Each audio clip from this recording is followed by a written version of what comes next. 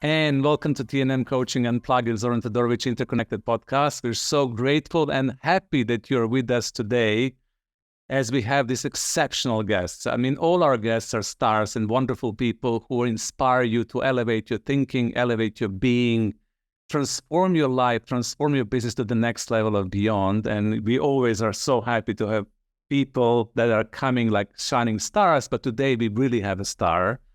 And I'm so grateful and happy that Jurgis Didžiulis is joining us today. He is recognized by his stage name, Jurgis Did. He's a dynamic, multifaceted artist whose creative journeys define conventional boundaries. He had a career that spans from the 8 years in creative industry, and he has also earned a reputation as a true visionary, seamlessly blending his passion for music and social phenomena into unique, transformative artistic experiences. He is driven by profound mission. He seeks to elevate consciousness in the world when emotional intelligence and community are paramount. His rich cultural heritage and diverse professional backgrounds, including involvement in Eurovision Song Contest, UA consultancy, enables him to connect authentically to the audience from all backgrounds. And he is here to inspire people, to empower people, to foster the culture of positivity and unity that is crucial for our humanity at this moment in time. It doesn't matter if you work in a big organization, if you're listening to this as an HR executive, leader, if you're a social entrepreneur, if you run your own business, if you're a coach or consultant, all the diversities of people who are listening to this podcast will enjoy having Jurgis with us today. So welcome, Jurgis. Glad to have you with us. Thank you for the beautiful intro, Zoran. Thank you. Well, isn't that cool? I mean, your CV, it's fantastic. And the theme of today's conversation is this a beautiful term that you shared with me, which is exceptional togetherness. You know, how can we foster this exceptional togetherness in the organizational fabric when we work in a small or big organization in our teams? How we can create this something special that gels people together, that can create performance, engagement, empowerment, results, and everything that we really want to see in today's universe, in today's reality. And how can we evolve the culture of the organization to the next level and beyond? So my first question to you is this exceptional togetherness. How did you come up with that? What happened in your work? And what was inspiring that term? It's a good question. Well, first, I'd love to give the listeners a bit of context, because it's important to know where a person comes from and why you stumble upon the need for such terms, or you know what trajectory you're on that brings you to these eureka moments. So I worked in the music industry for a very long time in Lithuania. I was very successful. I did very well. And as a child, I had an affinity towards music, but more the social part of music. I never studied, I can't read notes properly. I studied a little bit of jazz. But what I was really intrigued by was this kind of spell that people get into, or the spell that music puts on human beings, and how it affects the way we interact, what we dress, how we dress, our belief systems. And funnily enough, I became so disenfranchised with the music industry, with the music I had to perform and what I had to make ends meet, that I had to let it go, because it wasn't what music was for me. And funnily enough, after I did an MBA, which was, again, it was my family, which have they have a background in entrepreneurship and owning and managing companies. They said, do something useful. And the beautiful thing about business is that if you do it right, you're really thinking about what creates value for other people, and if you are in service to other human beings, you will create something of value to them. And then understanding exactly what was missing in gatherings when we listened to music. I just basically felt that music was not being used to its full potential. And that led me down the rabbit hole of organizational culture and beliefs and behaviors that form us before the institutional aspect, right? So I give the example, when you come to somebody's house, you don't see the rules somewhere, like don't smoke, don't dance on the furniture, don't talk to girls you don't know. None of this is on, but you kind of feel that there's certain rules and roles that you have to play. And the funny thing is that they're completely implicit. Nobody expresses them, but they're what really rule, that group of people, which was in previous conversations. I've told you that for me, it's sometimes, how do you make the invisible visible? How do you really show people that before operating as an organization, we operate as an organism? And so the idea is that we've had this intelligence as simians, as over-evolved apes, for millions of years. As human beings, we've had it for hundreds of thousands of years. And so there is a way of tapping into a collective intelligence, or a way of weaving collective fiction, as Yuval Harari would say, that we are missing and we're ignoring. And when we're talking about pivoting organizations, or motivating people, or even, at the current conundrum of the planet that we need to shift, I find that people are not talking about culture. And the problem is that culture sounds so boring. It's like, Yeah. And even worse than culture is that it's confused, because one is culture as beliefs and behaviors, and the other is culture as creative expression or forms of entertainment. It's the same thing with love. Talking about love is very difficult when you don't know what kind of love you're talking about. Brotherly love, fatherly love, romantic love. And I think with culture, we have the same problem. And for me, it's one of the most underappreciated technologies we have that can be leveraged for the deepest transformation. And so for me, exceptional togetherness is like when we enter a moment where we see each other as human beings, and we move down, again, there's a very beautiful description of how our brains and our thinking works, that it goes from reptilian brain, right? That again, you operate as a reptile to fight and flight responses in a very primordial, instinctive manner, to more cognitive driven, intellectual things. And so my whole idea is like, let's move deeper into not the primitive primal reptilian, but let's go back a little bit. Let's take a step back. Let's enter a space where you're no longer the CEO. You're no longer the leader on paper. Let's see what real beliefs and behaviors are being woven here. And what we realize is that you can reprogram people, or in other words, people can reprogram themselves very quickly just by experience a eureka moment of seeing who's who in a musical circle, who is empowering, who is overcoming their fears, who is supportive, who are people afraid of.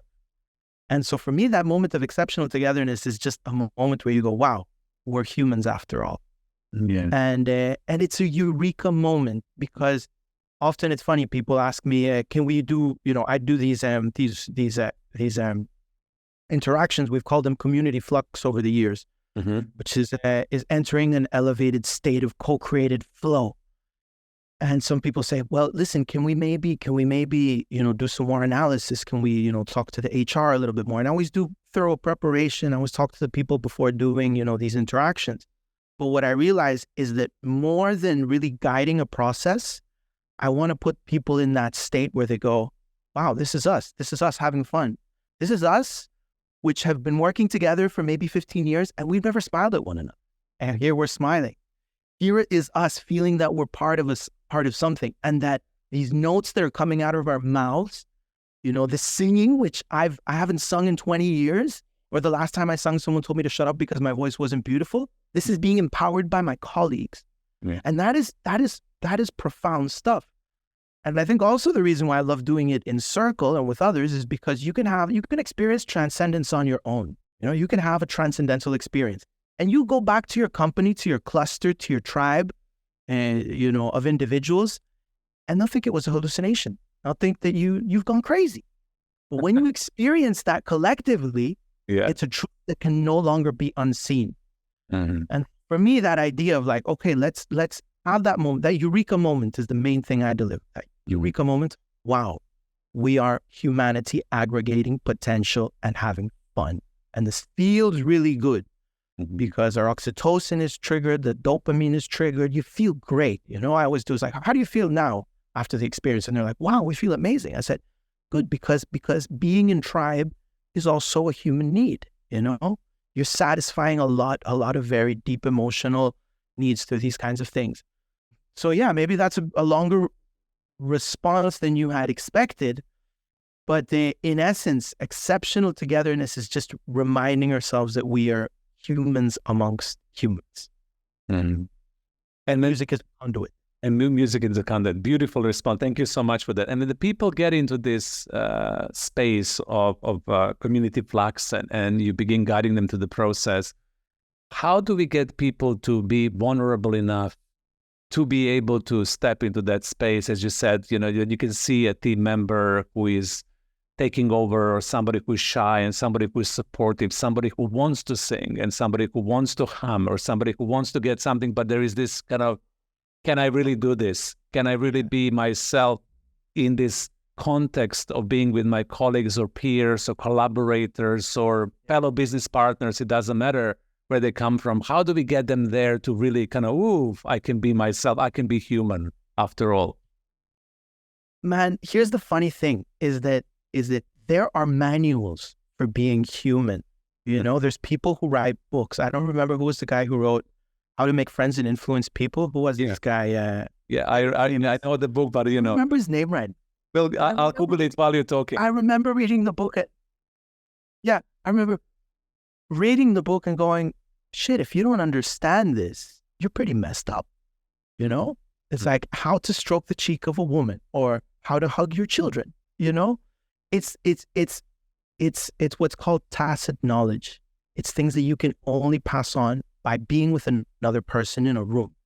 So I can give a lot of advice. I can give a lot of tips, but the only way to become a better human is by exercising humanity, putting yourself in situations where, you deal with the subtleties. You deal with like, oh, that person's uncomfortable. How can I make them feel a little bit better? And sure, I can explain tons of principles, but that's also the idea of these musical circles. And it's funny because here in Ibiza, when we do this work for companies, they experience it, they love it, they have a eureka moment. But when you go back to these circles consistently, you start learning a lot about humanity, society, community, just by observing. Just by, that person's singing, they're being a little bit annoying. Who's going to tell them that they should shut up? Or that person's out of tune, or that person's drumming, I don't like that person's drumming. What I find myself doing in these situations is just let it play out. Let it play out. Mm-hmm. Guide it as little as you can, because humanity will lead you to points where there's maybe some tension, maybe some conflict, but that conflict is there to serve as a pantomime, as theater for other people to learn, right? I will say this, that in circle, usually the people who show the most resistance are both the people who need the most help and have the most to gain.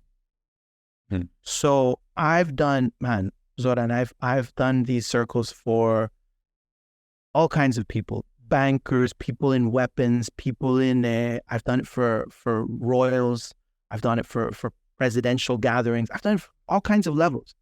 And the funny thing is that yes, there's so much more at stake. People are so much more uptight, but that's why they want it and they need it more than anybody else. They need it. They're like, the moment that they can say, they feel acknowledged that, yes, I am such and such, I am in this and this role, but I can take off that mask. Mm-hmm. They want to take off the mask. The same thing that after a conference, everybody wants to go like this and have a beer or a wine and really speak their mind. Mm. This is kind of what we look for. And again, that's done through really looking at people, observing, empowering when need be, letting people be when need be. It's again, and what I find is that we could do a whole book, but it takes maybe 30 or 40 minutes in circle for you to get it like that. I've had musicians which, for example, classical musicians, which can't improvise. They come to a circle, I don't know what to do. And after 10, 15 minutes, they're like, okay, I get it. Mm-hmm. But once, that's a beautiful thing. Once they got it, they're done. They don't have to come back. They're like, I get it. And then they take that with them, So for me, it's kind of opening the doors of possibility and noticing.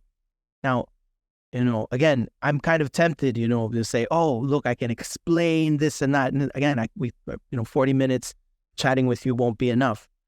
But what you do find is that we do have these behaviors naturally imprinted in us, and I'm pretty certain on a biological level. And for example, there's a reason. I'm reading a very beautiful book called the Musical Human, and it says that the reason we like rhythms which are like this, dun, da, dun, like 1, 2, is because we're bipedal. Naturally, our organism asks for this kind of music. The reason that, for example, we love 90 BPM kind of, music, or, certain is because our heartbeat, it kind of, when it's a little bit excited, it's a 90 BPM, right? And so the beautiful thing is that you start to see that a lot of this is not only psychology or influenced by our culture, or the educational background or our context, but a lot of it is informed by biology. And so even if I start speaking quiet to you right now, like this, you're going to want to talk like that to me. And the pacing of the way I speak will be mimicked by you as well. This is one of the pivotal things that we do with music. And I say that music is being misused because music is entertainment, is a spell that is being cast on you. You listen to Mozart, Bach, Kylie Minogue, reggaeton. That is affecting you, and you're being put into that vibration, right? Into that both emotional, physical, kind of combination of emotions and sound. But when you're in training, which is what I love, is like when I'm taking the information from you, I'm taking information from that, and we're all creating this spell together, which in my opinion is, again, that technology of saying, yes, my voice makes a difference. Yes, my clapping makes a difference. Yes, I can be a part of it. And which again, then that becomes a metaphor for what a person can bring to an organization. Say, yeah, I can speak up. I do it with kindness. I do it with love. I do it with a little bit of humor. I do it knowing that I won't suffer grave consequences if I say something stupid, Yeah. I forgot the question. No, it's beautiful what you're sharing. We feel the energy. Absolutely. We feel the transmission. And nowadays, a lot of organizations, I'm just going to move into that a little bit just to get your take on that. A lot of the organizations are talking about tribes, about the tribal culture, about us connecting on a deeper level, really, really, really being there with one another, especially after the whole COVID story, when people get disjointed, disconnected, went to the hybrid way of working, insular, detached from one another. Like you lose that fabric of togetherness, and there's new lingo. Even in the banks, I work in the banks nowadays. They talk about banking tribe. They talk about tribal culture. So, what is that inside of ourselves that is looking for that tribal culture, and how would you perceive the tribe? Like if you were to do the community flux or the organizational flux, and you bring people together. What happens in this initiation, in their togetherness as a tribe, and why is that word so important nowadays? Well, again, tribe is going into a deeper programming, a more human programming. It's saying, some people say we need to build an organization. I repeat, build an organism, where people are in flow. And the words are changing. For example, I have sold big packages to big companies. Right? Several fluxes at a time, or, really going, because we're producing a vibe, a feeling of this is our vibe, which again, it's very difficult to describe.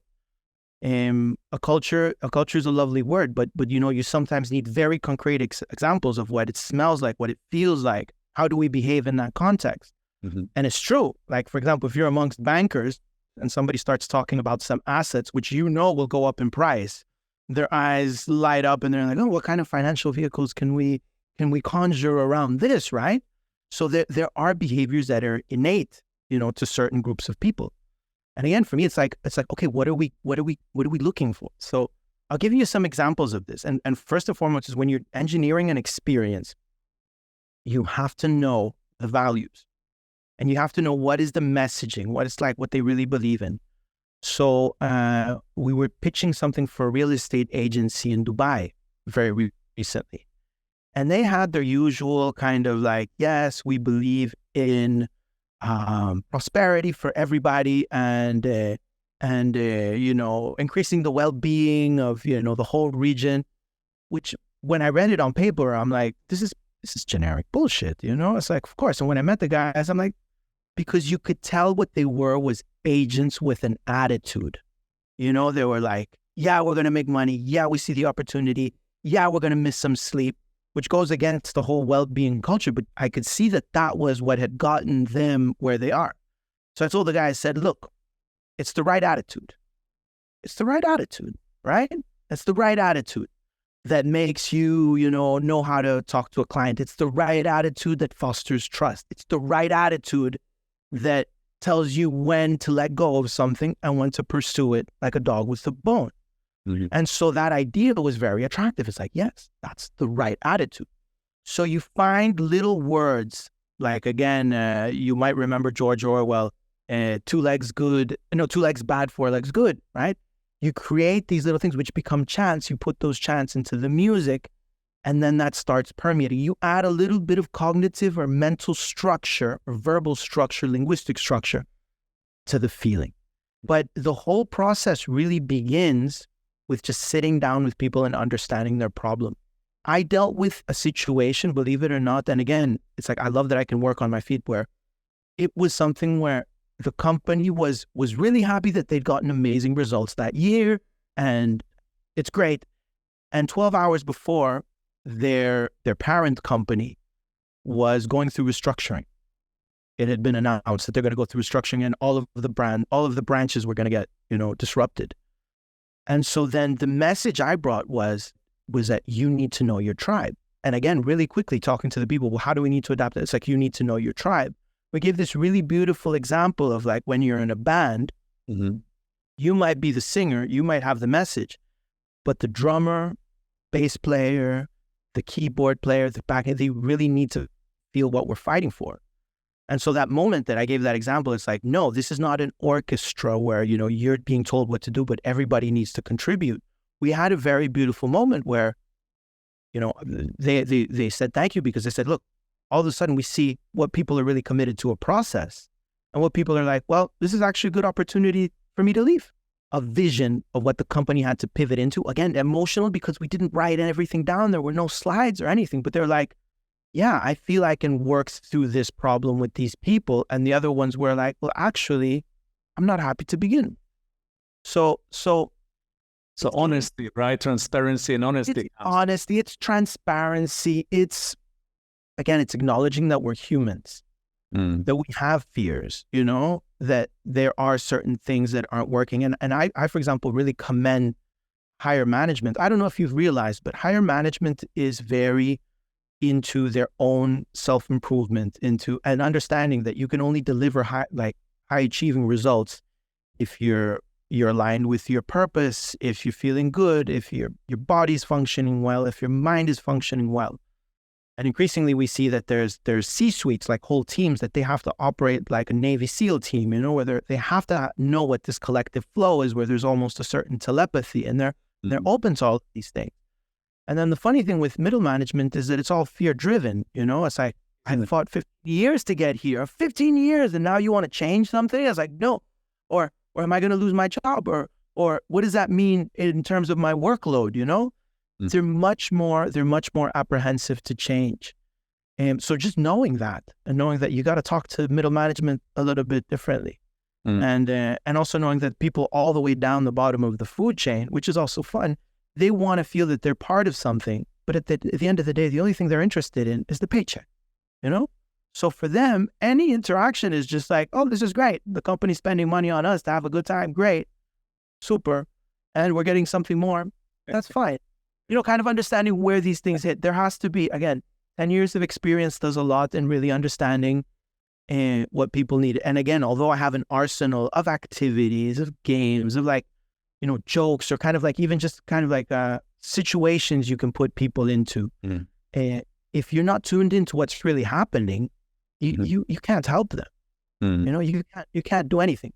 So I know some of my listeners will ask this question, because you said the mid-management is driven by the fear, and I can see that. I can see the C-suite is driven by the purpose. They're like Navy SEALs. They really are wanting the best for the organization, even though that how people perceive them, it's projecting onto them and seeing that they're not really showing up in the way that people would love them to show up. But mid-management is challenging when it comes to the fear, job security. So when you get into that flux and you move the music around and get people around, and this frequency of fear that is present within the organizational culture, even the most brilliant organizations I work with, they would say, we're equalized, we're straightforward, we are matrix, there is no fear, everybody's free to be and do whatever they want to be. There is still this element of fear, especially in mid-management. How do you maneuver that frequency through the music? What do you do, and what this can deliver to elevate this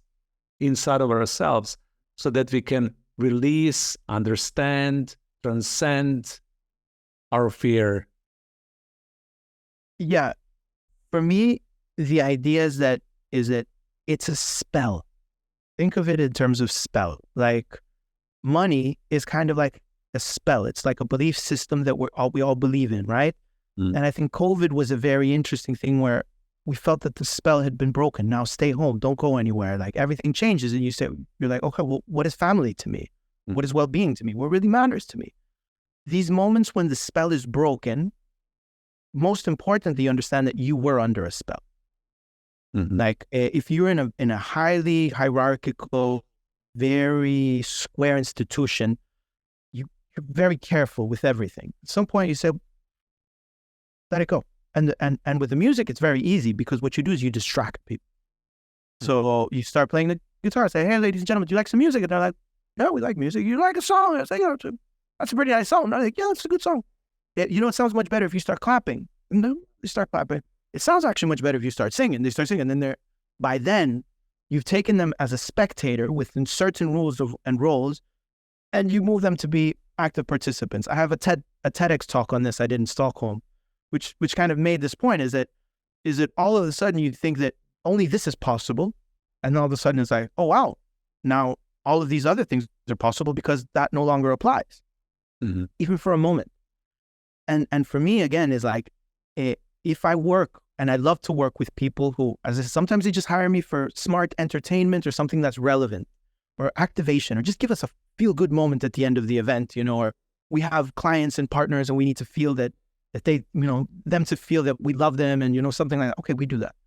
But if there's actually a process and there's someone in the company, whether it's a CEO or an HR manager, who's like, no, what we really need is then to take that momentum and start moving it. Because again, it's like exercise, right? You need to do it continuously for it to take effect. You need to create new beliefs and behaviors. And so working with someone in the organization that says, no, the long-term process will go in this direction, I sometimes say, Zoran, I'm like Mary Poppins. I jump in, a spoonful of sugar helps the medicine go down. You kind of analyze relationships in a bit of a different way, and then Mary Poppins is off, and the work is up to you. And I love that dynamic. I love that kind of idea that I did all I could do, and then now I have to go. Increasingly, we are working with people. For example, we've had inquiries of like top management that wants to come to Ibiza and say, we want to do 3-4 days here. Or companies that have involved me in 6 or 7 events because they're like, wow, that's really cool. And we kind of feel we still need that. We've had people who say, let's commission music so that when we play the music in the office, then we can go back to that vibe. Yeah. It's frequency. And you're absolutely amazing that what creates culture and creates vibe is the frequency, and music can define that frequency that we can all tune in. And once we tune in, then this space of togetherness is created because we vibrate on the same resonance, right? Exactly. I mean, I love musical metaphysics. It's my passion, actually. But I don't talk about musical metaphysics when I'm in corporate environment. I just can't. It's like they'll think I'm crazy or they won't get it, and you have to stay within what's safe. Yeah. But vibration is vibration. Your heartbeat is a vibration. Thought, the activity of the brain can also be measured in vibrations, in alpha waves and gamma, and all kinds of waves, Emotion is also a vibration. Like here, if you mute yourself for 1 second, I can give you a very beautiful example. If I, there's a whole lot of information there. There's no words, you know? It's giving you a feeling of positive, of potential, of possibility. There's a very beautiful chord as well, which I play with. So this is a major chord, right? But if I change but one note, it adds a little bit of possibility, of mysticism.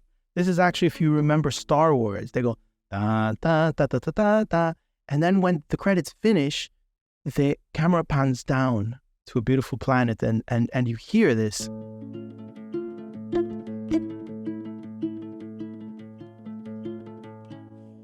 You know?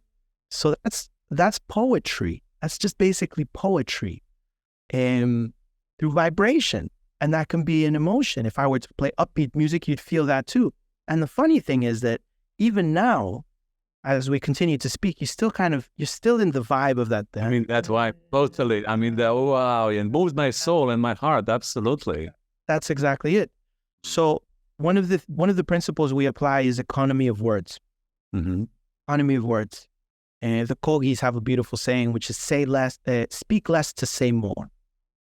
And I do believe that in many cases, when you enter a space and there's smile, it's like, for example, people say, we know community feels like this, and it feels like that, and it's this, and it's that, and it's when people are this. I say, okay, but that's like saying I have chocolate right here. It tastes a little bit bitter and sweet. I said, but let's actually taste it. And when you experience it, you both get the benefits of it being in you embodying that. So it speaks both to your mind and your physical being. So that's one of the beautiful things about music. And again, it's underrated. You know, when people say, "Oh no, this has to be serious," you know, this is not serious. This is just fun. I said, man, fun. And again, it's very important to know, fun demonstrates a certain condition of a team to both feel excitement and safe at the same time. Fun happens at the intersection of excitement and safe. And if you have that in a team, right, where people say, oh, we can feel both excited and safe, those are the best preconditions for performing, you know, where we can get excited about challenges and we can talk about it and I can still feel safe in this environment, you know?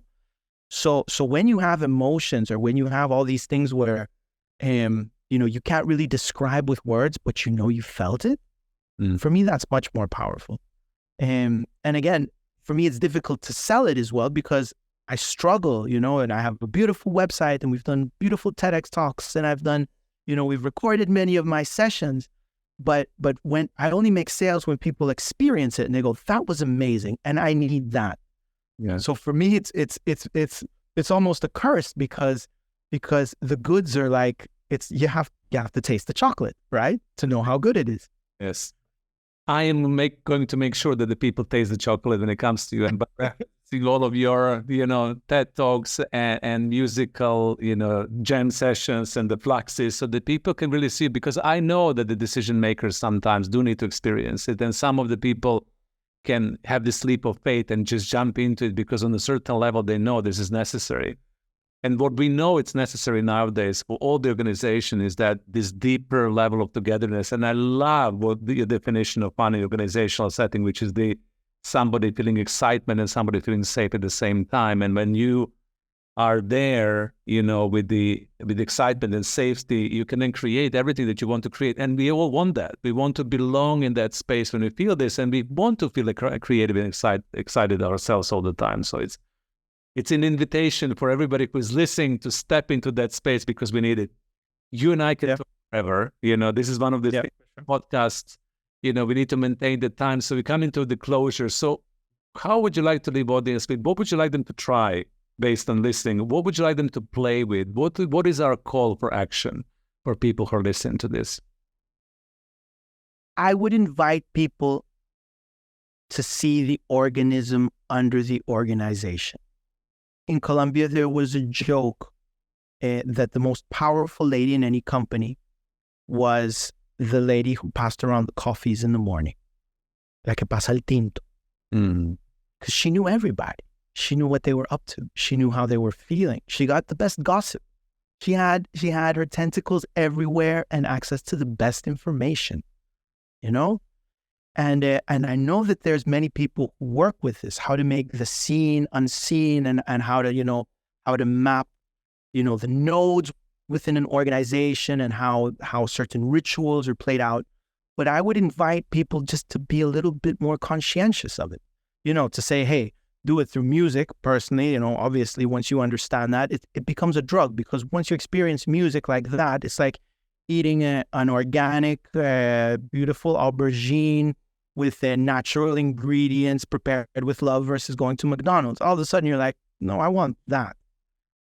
But that begins by really having an appreciation for something. So with the music, it's an act of initiation. But to actually take off the veil and see what's under the organization is something you can do every day. Who actually is influencing? And there's a very beautiful word by a governance professor of mine called Primavera de Filippi, who speaks of extitutions. So an institution, so an institution is, we kind of think it's square. It's something that's very organized, very highly defined rules and roles, very much, everything's articulated on paper with very concrete procedures. But there's something that precedes the institution. And she calls it an extitution.